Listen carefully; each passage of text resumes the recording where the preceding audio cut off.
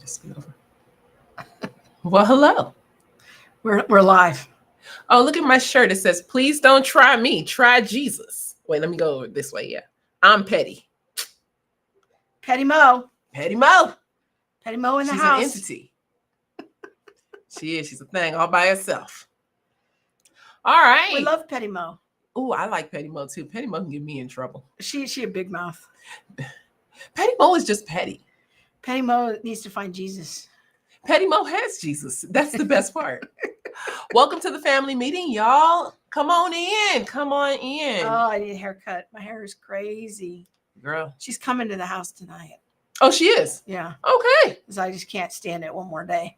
All right. Well, all right. Hey, I want to follow up because I know people were wondering about our last conversation from last family meeting about homeschooling and a homeschool Facebook group and things like that. We're just starting off with that? Well, it's follow up. Okay. This is like the housekeeping section. Okay. Okay.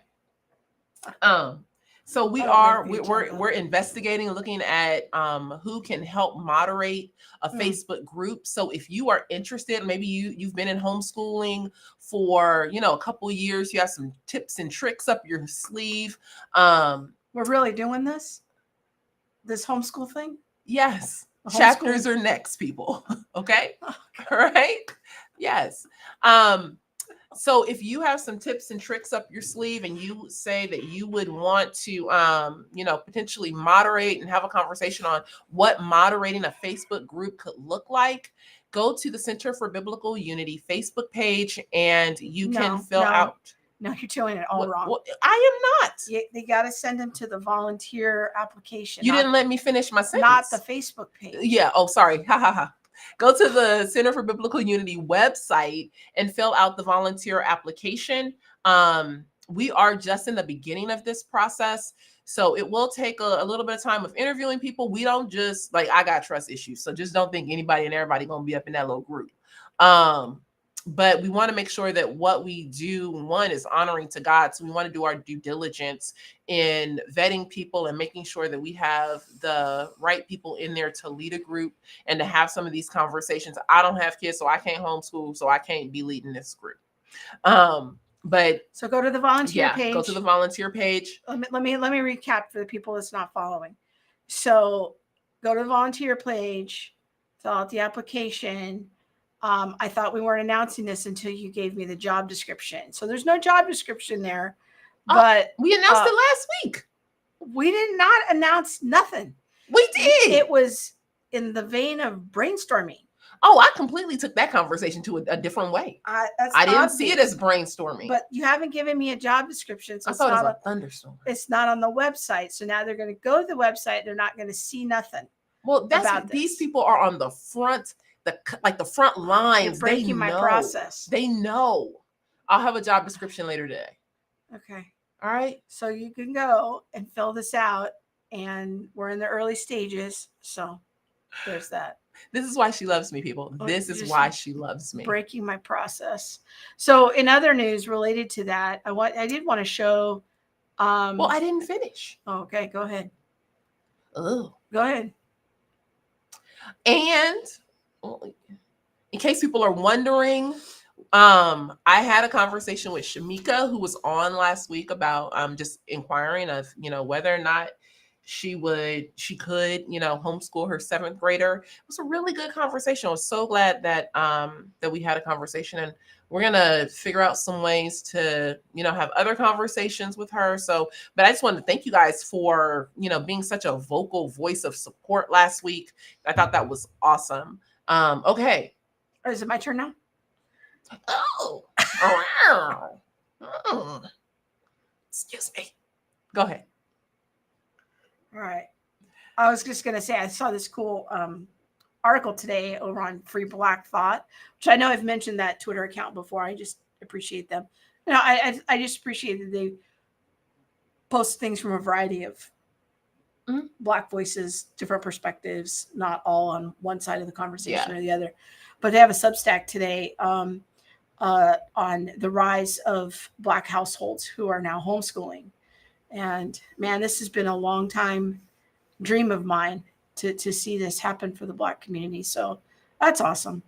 So go check out the article on Free Black Thought and see what's happening there. So awesome. That's just a really quick thing that I wanted to share. Well, thank you. Yeah. I saw a comment from Michelle Mybell, and she says, "Oh, I wonder what happened with the guy that claimed he was part of the documentary you reviewed and claimed you were not entirely accurate about the whiteness part." Well, that was Adam Coleman. Yeah.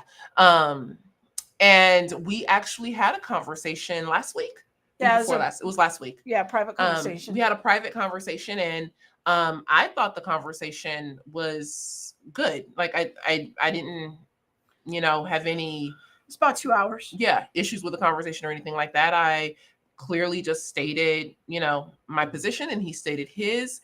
And we have talked about, having further conversations about our positions and looking at, what is biblical? What is the biblical position? How do we go from the realm of, any thoughts or opinions to this is what the scripture says? Now, how do we rightly apply what the scriptures say? What is the application of scripture? And so there were a lot of things you guys agreed about. Yeah. There was good conversation on both sides, I think. And I think so. I appreciated the fact that he reached out. There are many people who, as Krista wrote a blog post about which BIPOC voices should you listen to. And it kind of lays out these two different veins of approaching the conversation of race within the Christian community. And rarely do people come together to have conversation and dialogue about, this is what I think, or this is what you think, or when I read the word of God, this is what it says, and how do you approach the text, and what does this mean in application? So I was grateful that he was willing to have the conversation. Yep. Yeah. Okay. So what are we doing tonight? What are we talking about? So tonight was about truth. Now I know, well, that's the bigger conversation, the vein that I want to approach it from. I know that you said, what is it? You said Planned Parenthood loves abortion, literally. Because we got a couple of abortion themed things to share. So I'm going to start with this. Or did you want to talk about truth first? I wanted to talk about truth a little bit. All right. Let's talk about that. I wanted to look at the idea of truth because I believe that truth itself is being hijacked and kind of restructured and given back to us as something that is being called truth, but isn't like a biblical truth. So an example of that could be, it's true that God supports abortion. Okay. And so what they do is they take this idea of truth, they kind of muddle it up a little bit, and then they hand it back to us as being like true. And I feel like they do that. People not in our, historically biblical worldview can't do that with a lot of words. Tolerance. Let's take tolerance, muffle it up a little bit, and then hand it back to you. And you're not tolerant if you don't agree with all of these things. Or love, redefining what love means, redefining what justice means, and all of these things. And so we were having a conversation yesterday, and I just thought about the word truth and how we are being presented with a narrative that certain things are capital T true. And we're going to look at, I think, a couple of those things. Yeah. And just see if we can notice a thread of what is true and how that can be in a way being redefined. think it's getting harder and harder for people to even be able to sift through claims. Mm-hmm.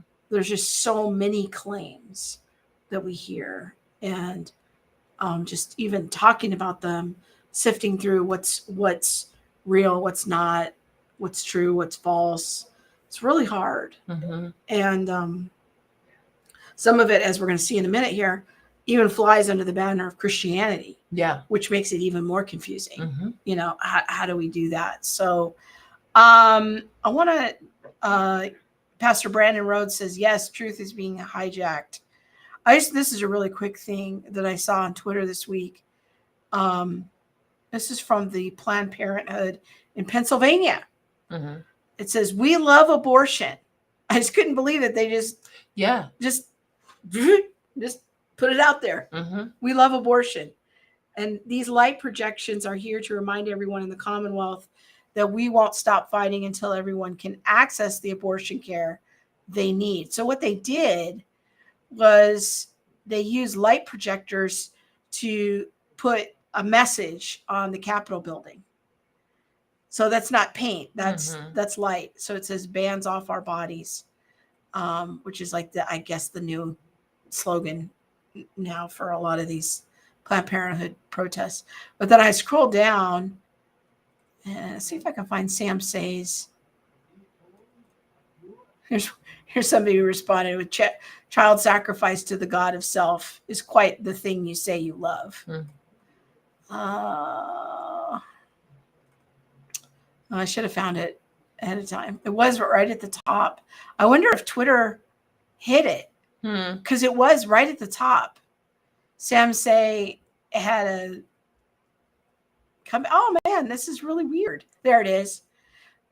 Planned Parenthood, we love murdering babies and we won't stop fighting until everyone has access to murder their babies. And I said the only change I would make to Sam's comment is we love murdering babies. Yes, we love murdering Black babies even more. In particular. Yes, because that's what it really comes down to is, that Black babies are murdered more than, Man, I think I mentioned on the stream last week, I've been reading Tony Evans' book, Oneness Embraced.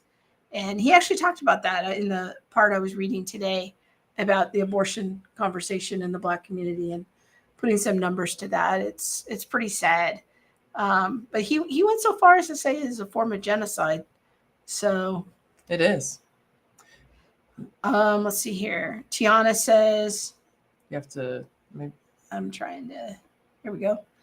Unfortunately, people think that truth is what they feel or think. Yeah.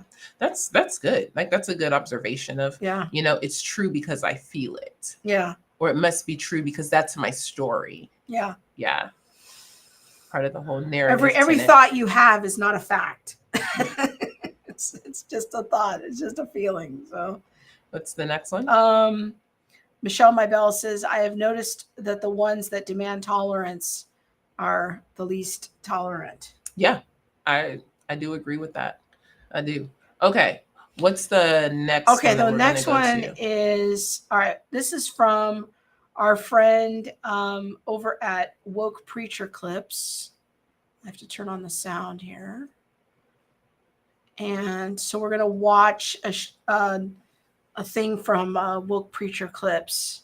Now, give us a setup as to who this woman is. It's somebody named Stacey Abrams. So who is she? She's like running for governor or something like that in Georgia. Yeah. And she's crazy for real. Well, we're about to find out. So she's speaking at an AME church. What is an AME church? African Methodist Episcopal. Okay, so what is it? What is the significance of that? The AME is one of the first Black denominations. It might be, I think actually it is the first Black denomination. It was founded through the movement of segregation and having Blacks in this one particular church in Philadelphia be removed from their church. They were at a quote unquote multi-ethnic church. Now there was segregation, so Blacks had to sit on one side and whites on the other, but they were actually removed from their time of worship. during this multi-ethnic congregation. And from there, a Black church was birthed. Now, Jeff Davis says she lost the governor's race. So what's she running for now? Oh, I don't know. I didn't keep up. I have enough stuff keeping up with California's elections and their level of crazy. So I will say that I don't think that this speech that we're going to watch in this AME church is on a Sunday morning. I think it was on a Wednesday night because I did some research on it. So it's not a Sunday morning pulpit thing. But it's still a church. It's a church. I'm just being clear that it's not it's not a pulpit message. Okay. So I just want to be clear about that. Okay, we're going to play the clip now.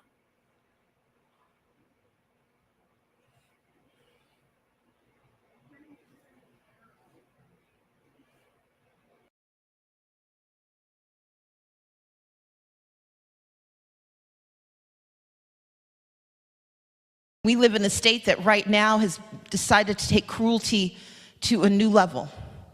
I am the daughter of 2 pastors. I have a strong moral core. I was trained to read and understand the Bible, and I will tell you this: there is nothing about the decision to eliminate access to abortion care that is grounded in anything other than cruelty and meanness and danger in the state of Georgia. Nothing.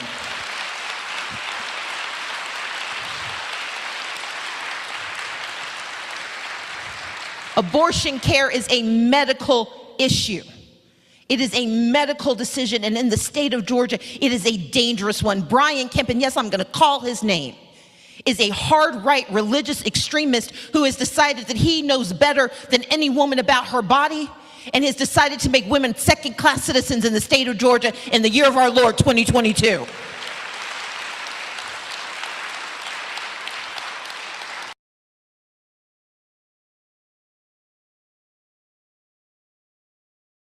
But let's be clear about what this law does. A 6-week ban means you either failed biology or you failed morality. Because it is before most women know they're pregnant, and as I just told you, 82 counties don't have an OBGYN, which means by the time you get an appointment and find transportation and get in to see someone, it is already too late to get the help that you need in most of Georgia. It is because of that women who are at risk for a miscarriage or for ectopic pregnancies or for preeclampsia will be denied medical care until their lives are in danger. And this is not hyperbole. In the state of Texas, who has the exact same law, they've already investigated women for miscarriages because under the law and under science, that's technically called a spontaneous abortion. And so the law will say, well, no, you can't be criminalized for an abortion. Well, how are you going to know the difference unless you investigate women at one of the most traumatic moments in their lives? Under this law, an ectopic pregnancy may be forced to rupture before you can get medical care. And again, this isn't hyperbole. It just happened in Texas where a doctor told a woman she had to be hemorrhaging before he could provide service. And those are the very same laws that we have in the state of Georgia, only we have fewer doctors and fewer nurses and fewer hospitals and fewer opportunities. It is now lethal to be a woman in the state of Georgia. But if a man is that wrong, it's going to take a woman to make it right. That's why I intend to be the next governor of the great state of Georgia.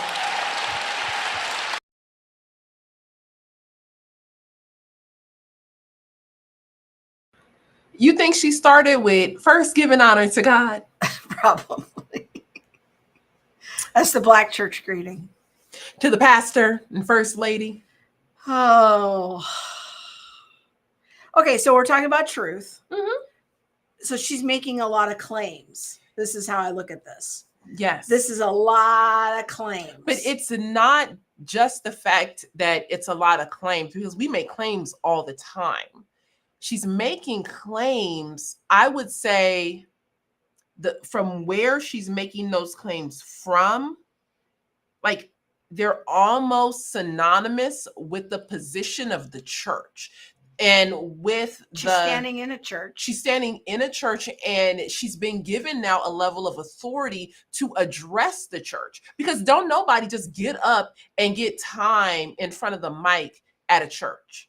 At an AME church? Especially like at a Black church. Like, yeah, no, we ain't having you run in front of the altar. You can't be running up on the pulpit. You want to get snatched? Go ahead and stand where you ain't supposed to stand up in the Black church. Like, we don't play that. And so for her to be at that position, I feel like the pastors are making a very direct and bold stand and statement as to not only how the church feels about abortion, but almost what the word of God would say about abortion, that this is a truth. Does that make sense? Yeah, I mean, there's a certain, even though it's not on a Sunday morning, and again, I want to make that clear from the research I did, it seems to be like a Wednesday evening gathering.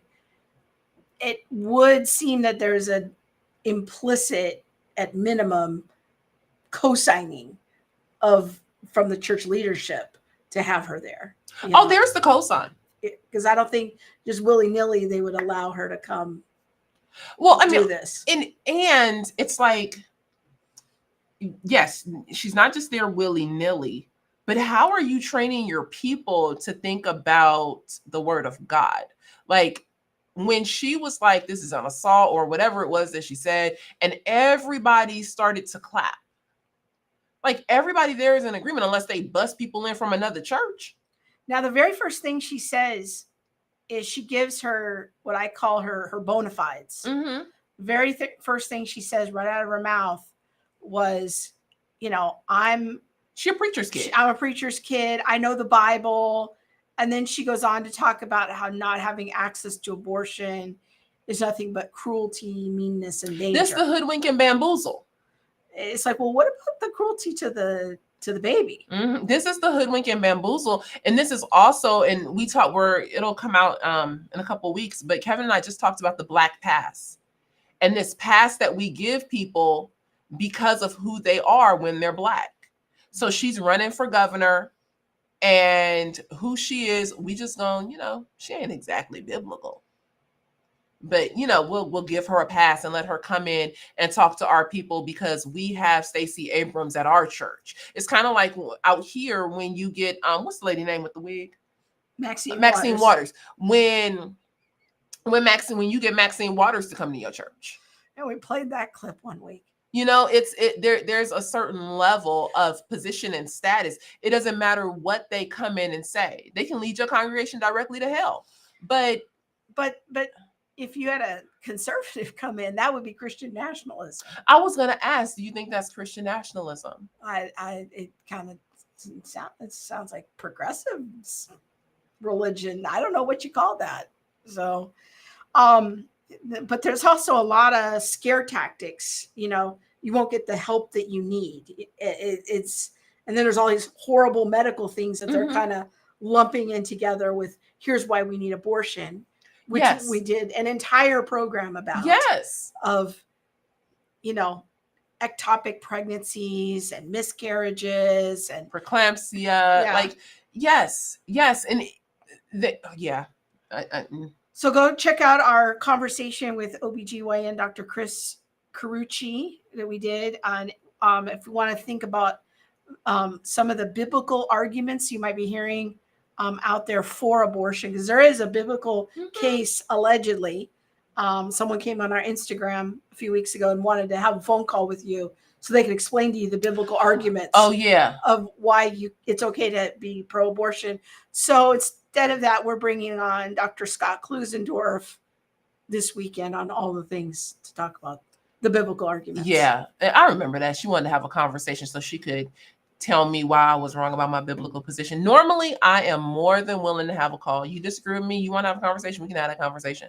This time, I was like, you know what, honey, I have already been there. I have gotten the hat for it. I used to uphold this view. And no, I don't want to talk to you about why you think it's okay to murder babies. Because I can't guarantee that all of my holiness will stay intact. Read the shirt. Please don't try me. Try Jesus. Because I'm petty. Yeah. Well, and I think if people don't understand, like, you used to hold that position to a degree. And so it's not like you're unfamiliar with these arguments. You used to use these arguments on me. So Brandon Rhodes says, truth is more of a who than a what. That's good. Jesus is the truth. If the Bible claims it is as our truth, our opinion does not change that fact. And that's so important because truth is you drill all the way down. It's a who. Jesus is the way, the truth, and the life. That's a very important point.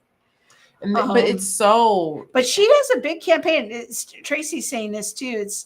And I've read this, that this Stacey Abrams person, she has a lot of money from campaigning, like millions and millions, tens of millions of dollars that she's taken in on campaign funds. Like BLM. We don't know where they are now.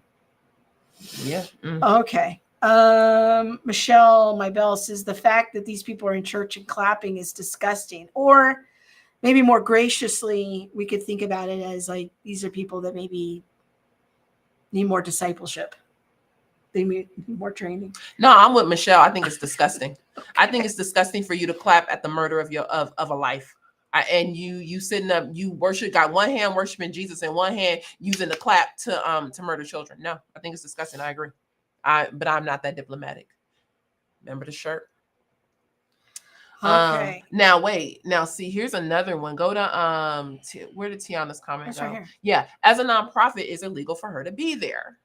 So I know Maxine Waters was in that church over in LA. This makes me question, because as a religious nonprofit, that's the difference. As a nonprofit, you can be set up to do advocacy and voting rights and campaigning and things like that. You can be set up as a nonprofit to do that. But religious nonprofits, when I read through the paperwork, we're not supposed to be swaying people in a specific way for a specific vote. That kind of as a sounded religious nonprofit. That sounded a little bit like she was trying to persuade people.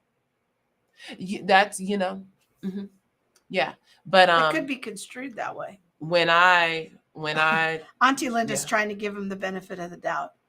Maybe the pastor didn't vet her.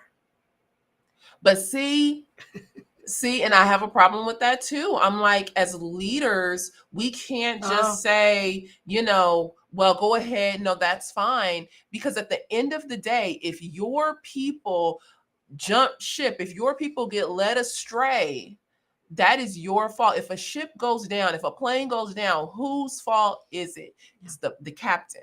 It's the captain's fault. He might say, I didn't realize we had an oil leak. I didn't realize that one of my tires was flat. Why not? Did you do the check? Did you look at all the maintenance equipment? Checkity check. Yeah, you can't.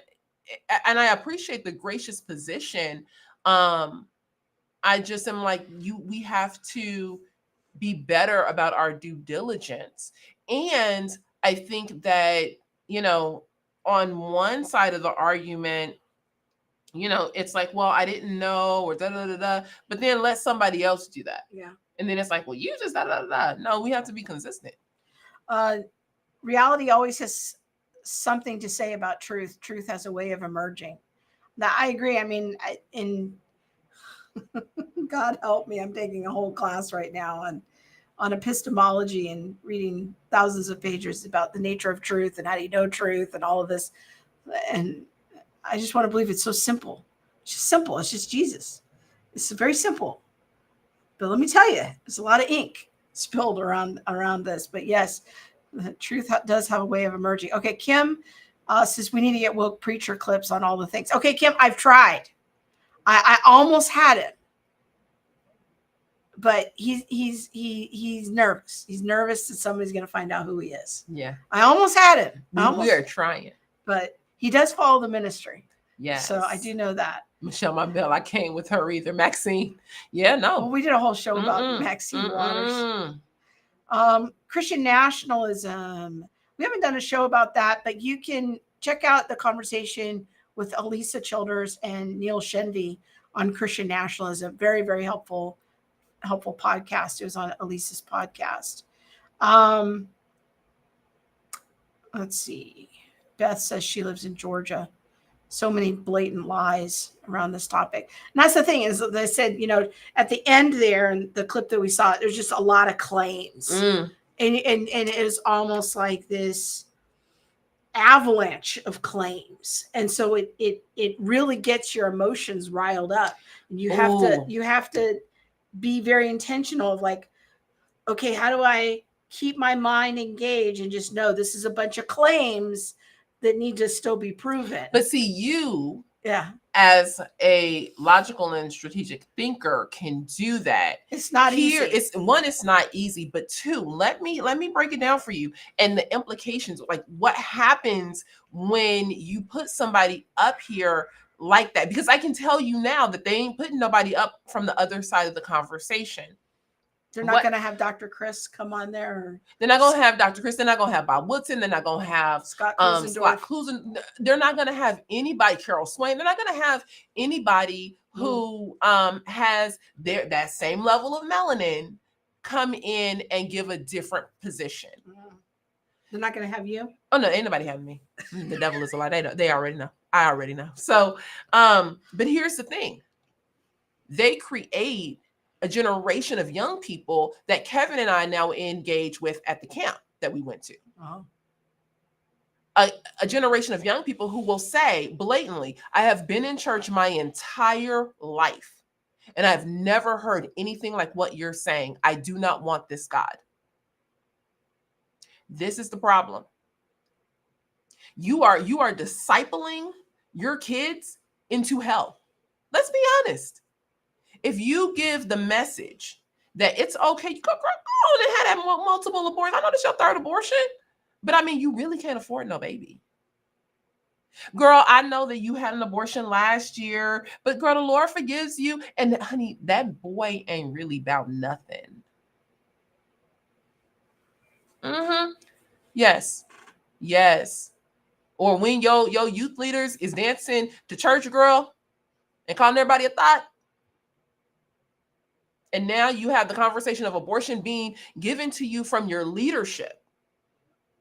It's not like we both in youth group and we struggling to figure out the conversation. This is coming down from my leadership. My leadership is dancing to the church girl song from Beyonce. My leadership is telling me that I should be able to have access to abortion care.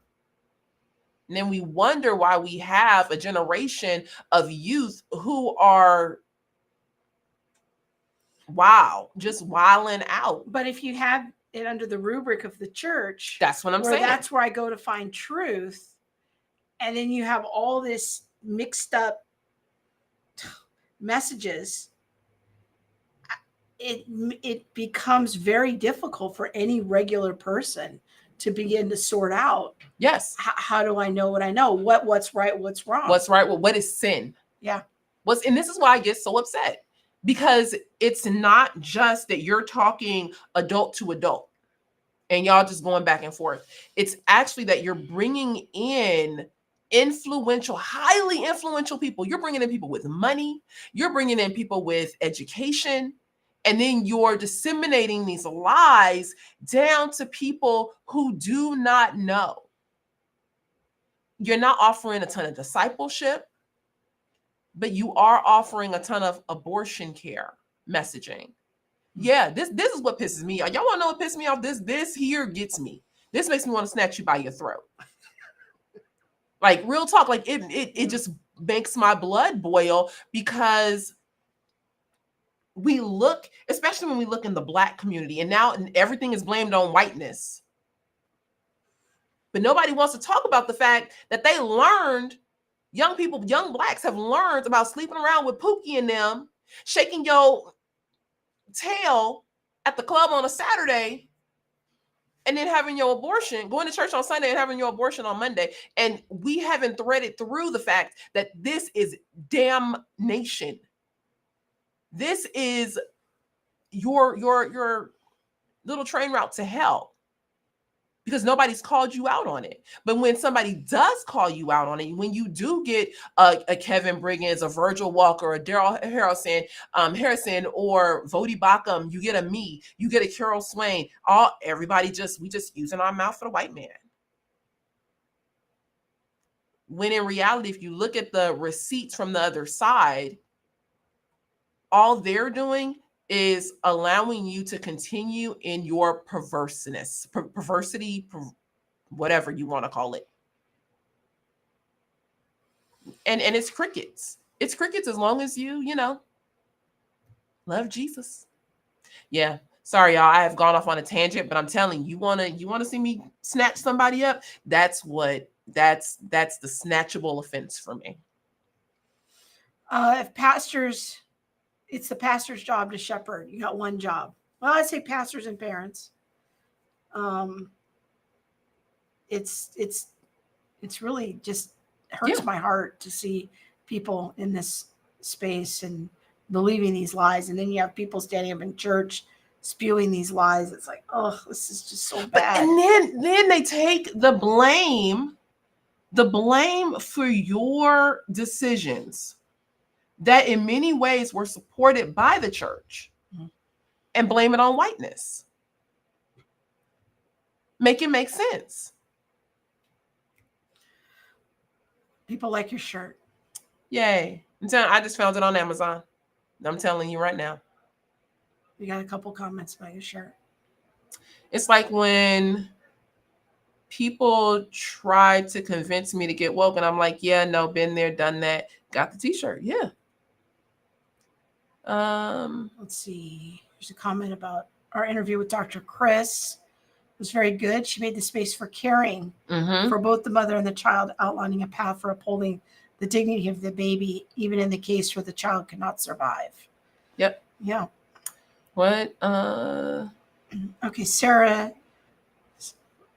Honestly, the nonprofit rules get applied differently. You're right, Monique. It seems to be an instance where, depending on the level of melanin, it's either a black pass or Christian nationalism. Oh.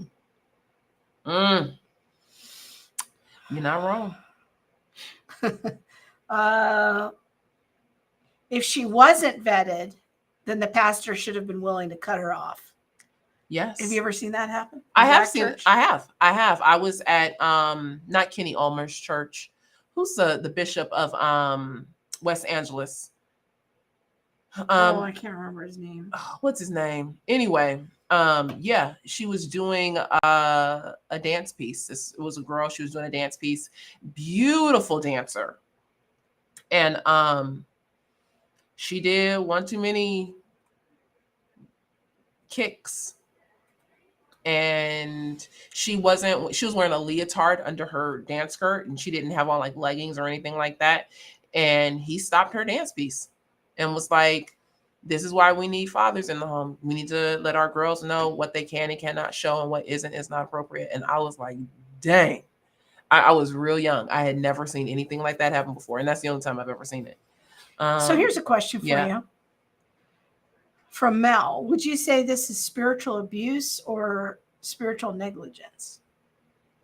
And even if we say those are the same things, like, do you think that negligence is a form of abuse?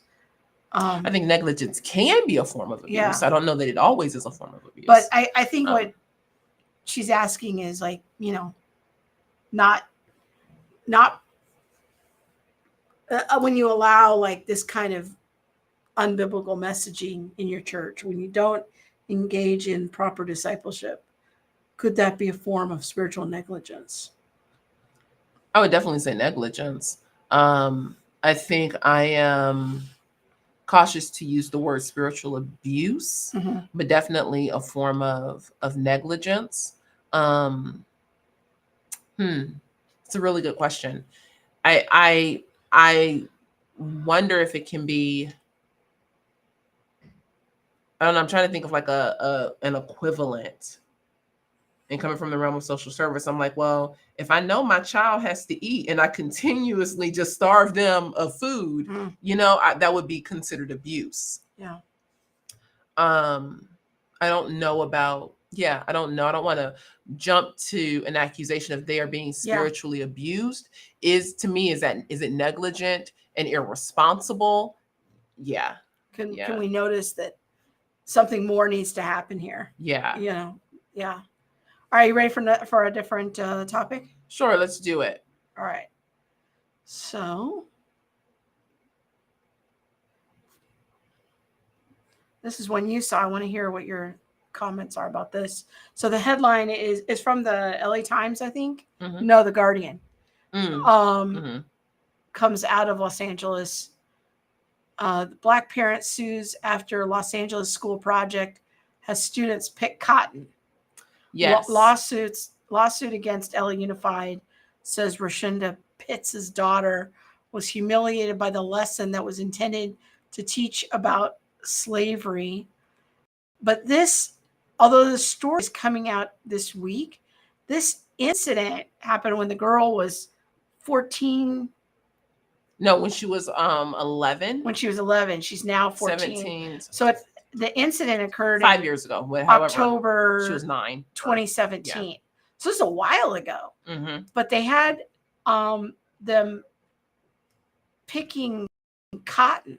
So they were reading the autobiography of Frederick Douglass. Okay. And in doing so, the school, the teacher, I don't know who, had the idea of like planting cotton and or whatever. However, they wanted to give them real life experience of what it was like to be a slave picking cotton.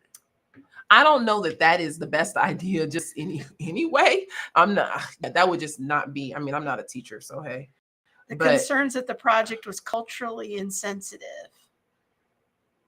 School leaders said they would remove the field, but they couldn't do it. They built a whole field. Yeah, within 24 hours. So they would do it by the following week. The lawsuits alleging that the school sought to cover up discriminatory conduct. This whole thing just seems like such a bad idea from the beginning, but apparently. But is a bad idea racist? Like, does it automatically equate to being a racist idea? I could see it being a racist idea if you sat all of the other students out and said, okay, now to make this more like real life, we're only going to have the Black kids pick the cotton. Ugh. You know what I mean? Like we want to make this as lifelike as possible. I don't know that and the article doesn't go into that. Yeah, there's a lot of unanswered questions here. Yes, I wonder. Is this one oversensitive kid or but it was a white teacher who did this. And so this is what I'm saying. I wonder if it's one oversensitive kid. None of the other kids complained. I don't know. It doesn't say that. Maybe they did. Or is this something that's coming up because, the teacher's white and now she has them picking cotton? It says the class was mostly Black 7th graders. So it's like, okay, so what makes something racist, inherently racist? Because the teacher is white, she's the person in the structural power and authority. Mm-hmm. The children are in the vulnerable state, mm-hmm. a majority Black class. Personally, I think it's a really bad idea. But I don't know if it's. How do you figure out if that's racist? How do you deconstruct all that? I don't know. I don't know that it is. Like, is it really truly culturally insensitive, even if everyone is? I mean, can you not pick cotton like an agriculture lesson? Or can you only not pick cotton because it was related to Frederick Douglass? Yeah, I don't know. Like, I wouldn't pick cotton just because that's not my jam. But I can see some, other arguments where, like I said yesterday, like Tiana says not racist, just bad. Just bad. Yeah. Like it bad idea. But here's like okay, let's play this all the way out. So we can't pick cotton because that's culturally insensitive. But not every plantation was a cotton plantation. So are we culturally insensitive when we look at the issues of when we talk about sugar? Yeah. Like, or are we just culturally insensitive because it's about cotton? Like I'm trying to make it make sense in my mind. I mean, I think this is an interesting point. That if they did it through the whole field, that means the school had to be aware of it. Yeah. So that it wasn't just this teacher kind of going rogue with it. It just seems like such an ill-conceived lesson, but this gets us into, getting back to our theme on truth. Mm-hmm. Like, what do you see as the connection here is, between the theme of truth and what's happening here? For me, I'm not convinced that it is true that this issue is racist, but I think that many arguments against racism, or, you know, saying that things are racist today, is built in this idea that power structures, white to black, are 100% automatically true and then 100% automatically racist. Someone in the comments said, what could be the object lesson? Like, what could be the takeaway of having kids pick cotton? Well, picking cotton a lot of times left people's fingers really sore. You would get pricked and things like that. So it was hard work to pick cotton. And I could actually see, like, look, guys, slavery was a really serious issue and people worked all day. Can you imagine getting your fingers picked all day long? Like, you wouldn't want to do that. I can. Well, Johnny Cash actually grew up as a cotton, what do they call sharecropper? Sharecropper. Yeah, in Arkansas. His family, his father had some kind of arrangement to have a plot of land, and then they had to, I mean, the kids would go out very, very young and had to pick the cotton all day. Sharecropping was something that also impacted a lot of former slaves. Yeah. You know, but it was just it's a horrible. I think my mom has picked cotton when she was young. But I mean, it's painful. It's painful. And then two, the amounts, there were like set amounts of how much cotton needed to be picked. So so then teaching kids, like, can you imagine doing this all day, and you're in the hot sun or you're in the cold and the rain, and you had to have so much cotton? Like, you don't even want to pick just this much cotton. Can you imagine having to have a big bag full of cotton? So I can see a lesson, you know, built behind it. But I don't know that just because your kid is Black and it's about cotton, it makes it culturally inappropriate or culturally insensitive, because Blacks aren't the only people to pick cotton. Like, I don't know. I'm not buying what they selling. But I think it raises a question that, you know, we get a lot of, you know, it's like, well, what makes something racist? Is it just because there's a Black cop or a white cop arresting a Black young person? Is that inherently racist? In this case, is doing this lesson with the white teacher and the Black students around the cotton, is that inherently racist? It's an important question to consider. I think it is, and many people, I feel like, not many people, but a few people in the chat have said that it's the worst idea ever. It's a bad idea. I wonder if in 2010 we would have said it was a bad idea, or is it simply a bad idea because of the current cultural moment that we're in? I think it would have been a bad idea back then. I don't know. Really? Yeah. Really? I don't know. I just like a bad idea from a cultural standpoint to build on racism. Yeah, I think it's kind of ill-conceived, and a lot of things could go wrong. And even if, like, technically it's not racist, the optics of that are kind of maybe rough. I'll think about it. You know, if I was going to do that lesson, I probably would try to get to that outcome differently. But look at Kimberly's comment.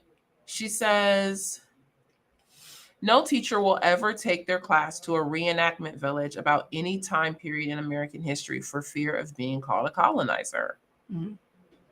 I think that's a really important point. Like, how do we, and this, to me, this is another aspect of truth. How do we declare we need to know truth? We need more accurate history, truth, you know, in regards to, you know, the atrocities that happened during slavery. But then when they open up the ability to understand the atrocities that happened during slavery, we say, well, that's racist. Mm. Yeah, but empathy is a big part of the race conversation right now. But I don't think we can say an activity like this would facilitate empathy. Yeah. You know? Yeah. So it gets tricky, you know? This is what makes people, though, so fearful to even have any conversations about race.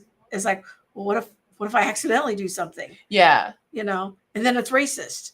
I'm not saying like that we're trying to build this whole empathy or, you know, things like that. I don't know. I feel like it can be used as, it could potentially. I'm not a teacher, so I don't know if this would break down or not.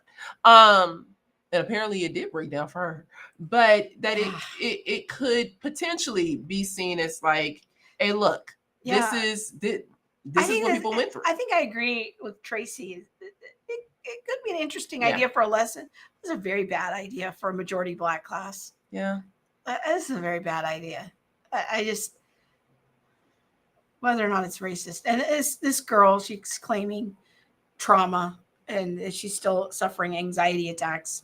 So that's why the lawsuit's coming forward, and that'll all have to be adjudicated in court. But yeah, I think it's a very ill-conceived. It seemed like majority of people agree. So,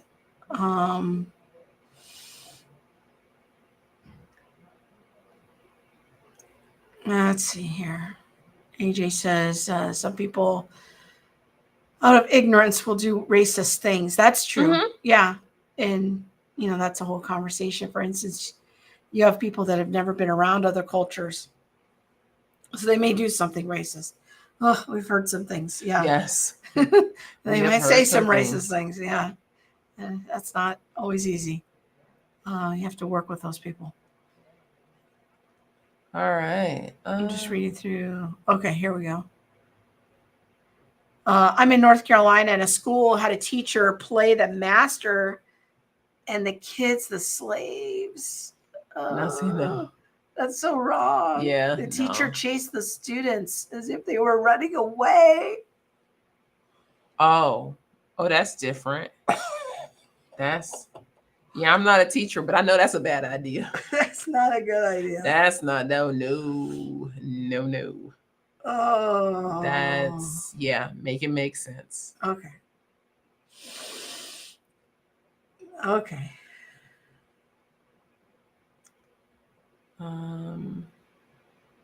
Want to Diamond Lace's Sure. comment? Yeah. America has a very rich, vibrant, beautiful history. All Blacks weren't slaves. All whites weren't racist. And not all our history is beautiful. Yes. Some of it is ugly. It makes us no different from any other nation. Yeah. We have a beautiful history. We have an ugly history. We have, horrible acts of racism. And yet we have beautiful acts of unity and empowerment and togetherness. And this is why I advocate for a fuller narrative of history. Especially one that includes other ethnic groups, that doesn't just look at the ills done to Blacks from whites, but how do we look at, everybody had a little bit of something done to them, and how have different groups risen up out of, horrible situations, because we all have. Yeah. It does sound a little bit, look at this question. It sounds a little needlessly traumatizing. I kind of agree with that. I just, whether or not it's racist to me is a separate issue than whether or not this is just a very bad idea and not good. I mean, race relations are already complicated enough. Doing stuff like this doesn't help. Yeah. I mean, it just doesn't help. But I mean, it's not that, if they had to build a whole field on it, she didn't just build that field by herself. That school knew what was coming. Yeah.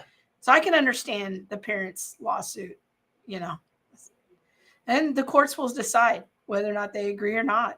So anyways, interesting. Yeah. Oh, this is good. It would be like class pile into a rail car experience, what it was like during the Holocaust. Then if there were any Jews in the class, that's a helpful comment. Yeah. That would be traumatizing. I can see that. Wow. So, yeah. How many students today are descendants from slaves? How do they comprehend it if we water it down? That's another thoughtful comment. Yeah. So, y'all coming with it. Yeah, just having the good conversation of just thinking about things. Yes. And you and I were talking this morning that not everything has a Bible verse. Not everything has a direct biblical connection. Like some things are opinions. Sometimes you need time to think things through. but there's almost no space in our culture to be able to even try on ideas in public or to even have a public conversation without people just losing their minds. Yeah. So Don't get crazy, folks. Don't get crazy. Yeah. All right. That's it for this week. Make sure to go subscribe. Make sure you're subscribed to our weekly digital newsletter. That's the best way to stay connected to us, just in case anything ever happens to our social media accounts. Do not make social media the primary way that you are staying connected with us. That is not a good plan. Go sign up for the digital newsletter. That way we have your information and we can stay in touch, even if something catastrophic were to happen with our social media accounts and we get locked out. If you're not already subscribed to our YouTube channel, subscribe to our YouTube channel so that you can get notices when Off Code drops, because Off Code is just where it's at, y'all. It's our newest podcast that I co-host with Kevin Briggins, and we are looking at issues within the Black community. And so we just did we recorded an episode yesterday looking at, like I said earlier, the Black past and, who we give a pass to within our community. We also dig into a bit of the conversation on Beyonce and that Church Girl song. And we look at some other people who we give a pass to. Like, let's just be honest. We give a pass to Tyler Perry. Yes, I said it. So I don't think Kevin was ready for that one. But we talked about it. And so check it out. It'll drop. I don't know when it'll drop. For second Sunday. week. This Sunday? This Sunday. Yeah. So it'll drop on Sunday. And also make sure to join us on Saturday night for all the things. Scott Klusendorf. Our discussion with Dr. Scott Klusendorf. Who's a really nice guy. Yeah. On the biblical arguments, the biblical case that people try to make for abortion. So we'll be responding to those in particular. Yeah, he's going to give us some tips. Yes. All right, friends. We will see you soon. Take care and good night. God bless you.